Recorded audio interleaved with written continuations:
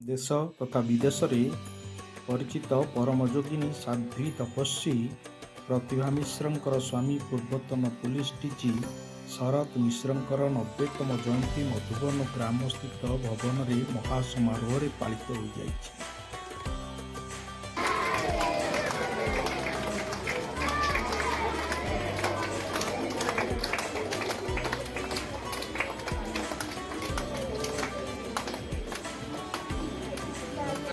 पूर्वतन police DG श्रीजुक्त शरत मिश्र प्रधानमंत्री गोइंदा विभाग अफिसर भाव में कार्य तुलाइथिले।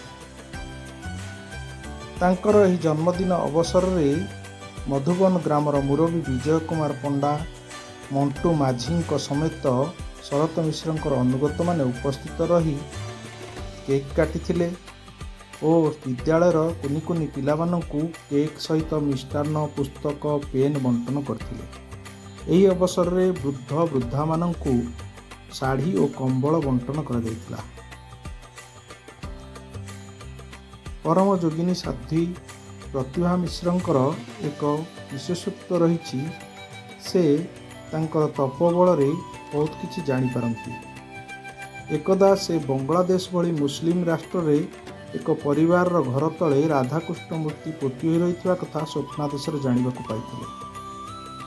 सही परिवार लोकों को जाई से कथा कहिबा सहित तांकर विश्वास जन्माई तांको घर तले पोता हो रही राधाकृष्ण मूर्ति को उद्धार करी आनी रखी एबे से घरे पूजा करछुंती।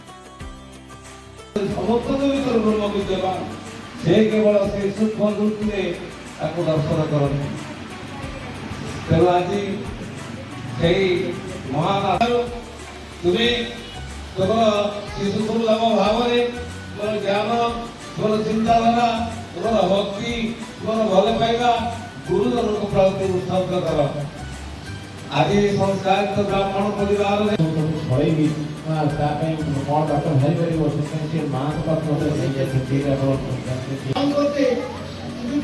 शरतचंद्र मिश्रंकर 90तम जयंती यही 90तम जयंती पिलानी शिक्षा शिक्षा करने अनुप्राणित करुच्ची। पिलाने देख ये जो आम अच्छी छात्र आईपीएस तुम पढ़ पाठ पढ़ भल ज्ञानी मानी बुरी हम और आईएएस आईपीएस ओएस उत्तीर्ण हम मोर प्रभु पाखे प्रार्थना।